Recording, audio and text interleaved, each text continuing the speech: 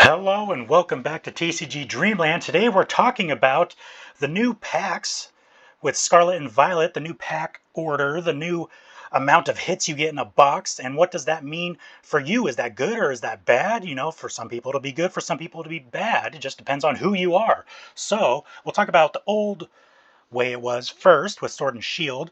In a pack, you would get 5 commons, 3 uncommons, 1 reverse foil that would in some packs be replaced by a trainer gallery card, and then you had a rare or better slot, and the better would be a V Max, V Star, full art, either a full art V or a trainer, or it could be an alt art or a gold or a rainbow even. They still had rainbows back then. They got rid of rainbows now, which frankly, I didn't really like rainbows, so I'm okay with that. But anyways, in a box, overall, you would get reverse foils, 31 to 33, depending on how many trainer gallery cards you would get. You would get 5 to 6 Vs, 1 V Max or V Star, and this is obviously very broad, overarching hit rates. So 1 approximately VMAX or V Star, about 1 full art per box. For the trainer gallery, you would get 2 to 3 of the regular yellow border ones, and then you would get 1 V or VMAX from the trainer gallery. And then your hit rate for alt arts and the gold secret rares was about 0.2 to 0.25. 1 in 4 to 5 boxes. You were not guaranteed to get one. In fact, you were not guaranteed to get one even in a case. The overall overarching hit rate was 1 in 4 to 5 boxes. So now let's look at how it is now. In a pack, you'll get 4 commons, 3 uncommons, 1 guaranteed reverse foil, and then you get 1 reverse foil that can be replaced by one of the cards of gold rarity. Those are similar. It's basically the trainer gallery cards and the gold secret rare. So the 1 star is kind of like your regular trainer gallery cards that used to have the yellow borders. Now they have gray borders. And then 2 stars are basically alt arts. And then the 3 stars are basically I think they're only the gold secret rares are the 3 gold star rarities. So they're replacing, they're kind of specifying better instead of just having like, this is an ultra rare. They have like 1, 2, and 3 gold star cards. So your second reverse could be replaced by a gold star card. And then your rare slot, no longer foil or non-foil rares. It's at least a foil rare, and it could be a 2 black star, which is going to be your EX cards, or it could be a full art, which is going to be 2 silver stars. It could be a full art Pokemon or trainer. So I know that was a lot to take in, but essentially more reverse foils and, as you'll see in a second, more hits overall. So in a box, reverse foils, because now you're actually getting more than double the amount of reverse foils, because before it was you just had the slot that was a reverse foil that could be replaced by something else. Now you have a reverse slot that could be replaced by something else, and also a guaranteed reverse foil. So you have more than double, 67 to 69 giggity reverse foils in a box. EX is approximately the same as with Vs from the old boxes, 5 to 6. Then you have full arts, 1 to 2. Then gold stars, which are basically your TG regs, which I have over here. You get about 3 of those, 2 or 3. I don't know if I've seen less than 3 actually. You get about 3 of those. Then there's a bunch of different combinations you can get of the 2 to 3 gold star. You get 1 to 2. What I have seen personally is boxes with 1 2 gold star, 2 gold stars, 1 3 gold star, or 1 of each. So I kind of put down here in parentheses, you get 0 to 2 of the 2 stars and 0 to 1 of the 3 stars.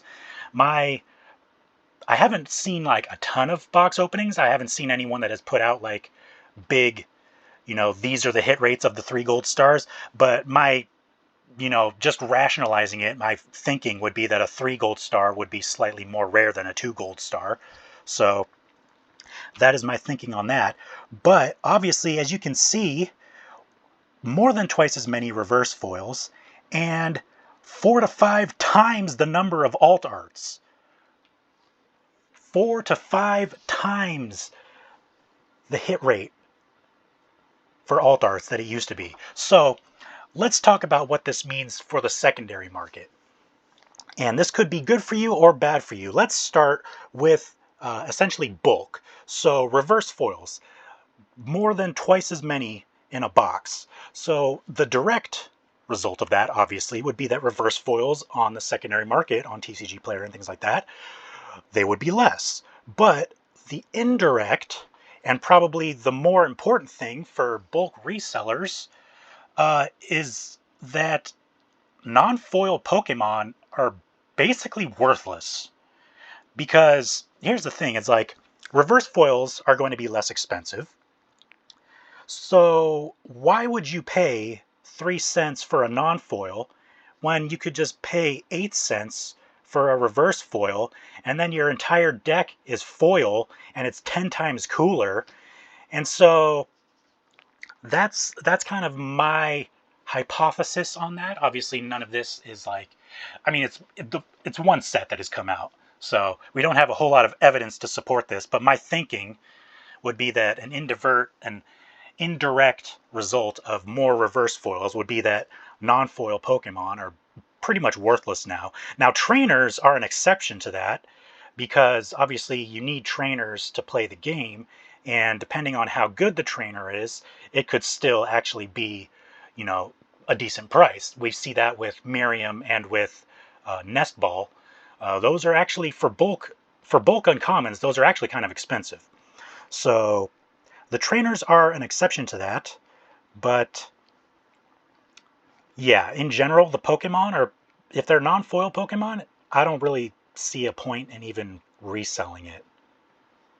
So anyways, on to the next stuff. The next things that are going to be a big difference. So EX is approximately the same as V's. Full arts, actually full arts are a little bit more common. So full arts probably will also be decreasing slightly overall. Obviously there's supply and demand at work here. So if it's a popular Pokemon, it'll still be expensive, but overall the hit rate of full arts seems to be a little bit higher. So full arts will probably be decreasing a little bit on average. But the big thing is these 2 gold star and 3 gold stars, which are, you know, the equivalent of alt arts, and the golds, obviously golds are golds still. But this is a huge difference in hit rate. And we can see that already. I mean, alt arts in what, Lost Origin and Silver Tempest, the Giratina and the Lugia were like $200 plus. And the most expensive card in this set is the alt art Miriam, which is about $70. And that's mainly because it's incredibly good for gameplay. So if you discount the fact that Miriam is an incredibly powerful card for gameplay, then the next most expensive card would be the alt art Miraidon, I believe, which is like $50.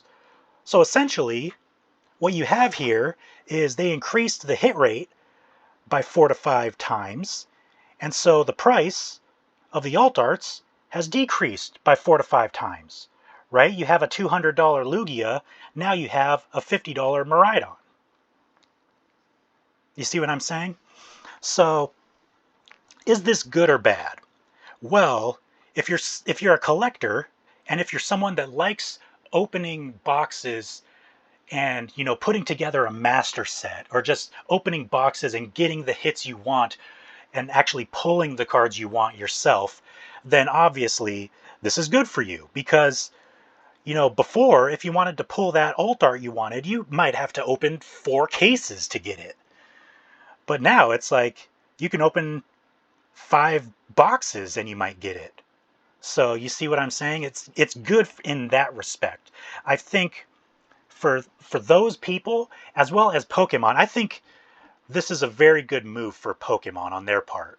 Because I've been talking about it. I open Digimon on this channel, and Flesh and Blood and some other stuff every once in a while off cam. And Every other card game has 24 booster pack boxes, and they have the same number of hits as a 36 pack Pokemon booster box or Magic the Gathering booster box. And if you look at things like Digimon typically has one alt art and one secret rare, or the secret rare will just be an alt art. So essentially, they're kind of just going off of the Japanese standard now. So they're just making the US booster boxes, essentially they're just making them the same as the Japanese standard, where you get an alt art and a secret rare in every box, which Digimon has already been doing in English. So if you think about it, they're just kind of leveling the playfield. They're giving you more hits per box, which is what every other card game already has been doing. So I think it's a very good move on Pokemon's part. I think overall they will sell at least the same number of boxes, if not more, because the thing before was like, it was so difficult to pull the high rarity cards, it wasn't even worth it. You should probably just buy the cards on the secondary market, because you could buy dozens of boxes and still not get that alt art you were looking for. Well, now it's actually not that difficult if you wanted to pull the alt art that you want. So the average person might actually buy more packs or more boxes now. So I think it's a very good move on Pokemon's part. However, who it's going to hurt is LGSs and anyone who opens boxes to try to sell the singles. Because here's the problem. They increased the price of the boxes, MSRP of $144, now $168. So boxes are they're $24 more expensive per box. And essentially, the estimated value of the cards in the box, the EV, if you're familiar with Magic the Gathering, that's a very common term. Basically, it's like the overall average based on the hit rates of the cards and the current value of the cards on TCG Player. You can kind of get your average value of a box. So the EV is a fraction of what it was before. So the boxes are more expensive, but the EV is a fraction of what it was before. Any LGSs over time have started, fewer of them have been doing mass box openings because it's just become less and less profitable. With certain card games like Digimon, it's still actually, with Digimon and Flesh and Blood, I'd say it's actually not a terrible thing to be doing mass box openings. But with Magic the Gathering, people have basically stopped. And Pokemon, now that boxes, the EVs have been cut to a fraction of what they were, it's basically not worth it at all to do any kind of mass box opening. So I don't really see, if the hit rates stay like this, I don't really see any LGSs doing mass box openings of Pokemon anymore, because you're just going to be losing money. Even buying boxes at wholesale prices from distributors, you're still going to lose money because the EV is so low on these boxes now. So overall, kind of to sum up the video, I'd say good move on the part of Pokemon. It's probably going to be good for their revenue, good for number of sales, good for collectors definitely, whether you're opening packs to get those rare hits or whether you're just buying them on the secondary market. Great for collectors. Terrible for LGSs, terrible for investors, terrible for anyone opening boxes to try to sell cards and make money. And that's just kind of how it is right now. So there you go. Thank you very much for watching. If you found this interesting, make sure to subscribe. I do videos like this every once in a while. And I'll see you guys in the next video.